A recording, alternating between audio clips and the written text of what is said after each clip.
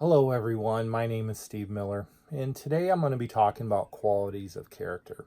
There's lots of examples of quality of character that are out there. Specifically, I'm going to be focusing on the quality of character of servant leadership. Servant leadership. What is it about? In this case, we're looking at a quote from Robert Greenleaf, who wrote extensively on the topic in the 1970s and still very relevant today. The key that we look at with Robert Greenleaf is that when you're dealing with servant leadership, you're really talking about serving other individuals. The goal here is making sure that you, as a leader, are servicing other individuals, helping them to grow, making sure that they become the best version of themselves that they can be. There's lots of different individuals that write about servant leadership. As you can see here, I've given you some examples of individuals that have discussed the topic. Robert Greenleaf being one we're looking at right now, Ken Blanchard, and then obviously we have lots of examples in the Bible with our own Jesus Christ. Discussing talking about servant leadership is really about leading humbly.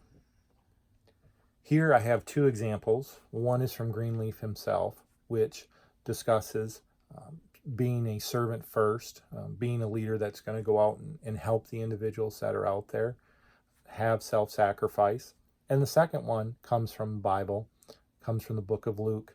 And it talks about if you are going to be a leader and you want to be known as a leader, then you have to be an individual that's willing to serve first and serve everyone. When you're discussing servant leadership, we're really looking at two theories that are out there. One is the servant leadership that comes from Jesus Christ. And this is really going to come from the religious perspective. Here, we're talking about being humble, serving others, really working to make sure that everyone is taken care of. The other theory that we're going to have in terms of servant leadership is really going to come from Robert Greenleaf. And Greenleaf is really going to come from the secular world. His focus in terms of servant leadership was really more poised or pointed toward dealing with the business world and just how people in general could be servant leaders in their work and in their community. But it's not going to have the same aspects that we would see in the religious examples of Jesus Christ, but still draws a lot of the same similarities in terms of working with humility, serving first, encouraging other people to be servants as well too. So even though they come one secular, one religious, they still definitely hit a lot of the same key components. When we're dealing with servant leadership, we have lots of examples of individuals that are well known and sometimes not well known. In this case, I have a quote from Martin Luther King Jr., civil rights leader from the 50s and the 60s. And as you can see here, he, in his quote, is discussing one of the key components of servant leadership, which is dealing with what are you doing for the people that are out there? And that's a really key component of servant leadership is what are you doing to help or impact other people? The next individual is Gandhi, and Gandhi is a civil rights leader as it comes into the struggle between India and Great Britain back in the 20s, 30s, and 40s. And he was also an individual that was known for his servant leadership. And once again, he's still echoing the same thing, that the main goal here is we want to serve others. We want to help others. We want to be selfless. But how does this all fit into coaching? I decided to use a direct quote, and this quote really spoke to me in terms of the servant leadership piece, because in this one, Brown really talks about coaching as a ministry. He really talks about it not as a part-time, but as a full-time job, a job in which coaches are really trying to work with athletes to add value, really trying to help them be better people, be better individuals. And a lot of those things are the same things we look at in terms of servant leadership. As coaches, we're really trying to work with our athletes for life lessons well beyond the game itself. So I think working with athletes to be servant leaders, not only on the teams that we coach, but in the communities and in the world that they will go to, I think is something that's very important. One of the key parts of servant leadership that I really like to focus on is the empowerment piece. And I kind of call this the crux of coaching. The reason why I do is empowerment is really about transferring power. In this case, we're really talking about transferring power from the coach to the athlete and really empowering that athlete to go out there and not only be a servant, but have humility, have character, have values. So there's a lot of things as coaches we can empower our athletes to do. So I think there's three really important questions that as coaches that are seeking to be servant leaders that we need to ask ourselves. Number one, how do you empower others as a coach? Do those you serve grow? And do those athletes that you serve, do they also seek to serve? I think those are important questions that we need to be asking ourselves as we work through our coaching career and as we coach athletes and look to serve those athletes.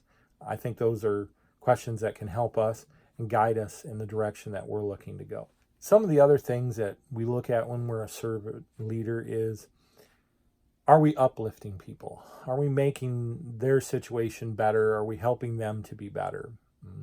It's not always easy to do the right thing, but the right thing is something that should be done at all times. Jackie Robinson up in the one corner, he talks about what type of impact are you making on the individuals' lives that you're out there. And I think servant leadership goes a long ways in terms of trying to make an impact. And I think leadership is something that, you're looking to do right all the time, just not some of the time, and especially when people are not watching.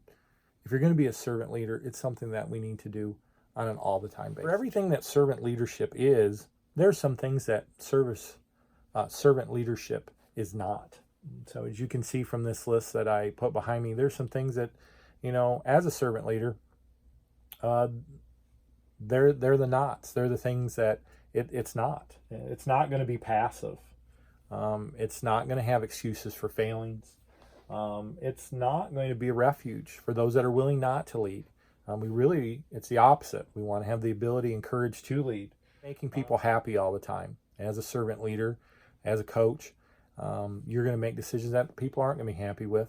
And it's certainly not about following with the crowd. Leadership is not about being a follower.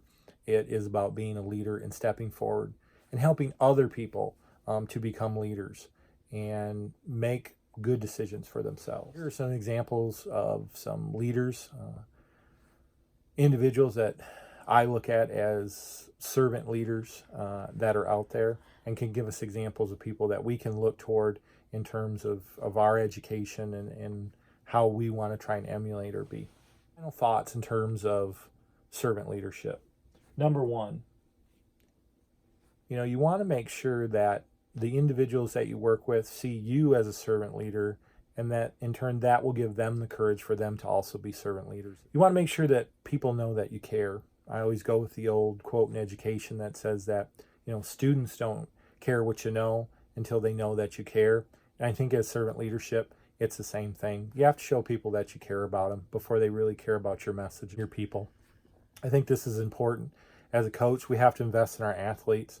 And a lot of the conversations that we've had and books that we've about us investing in the individuals that we work with and work for, and how we can invest in them and make them better individuals.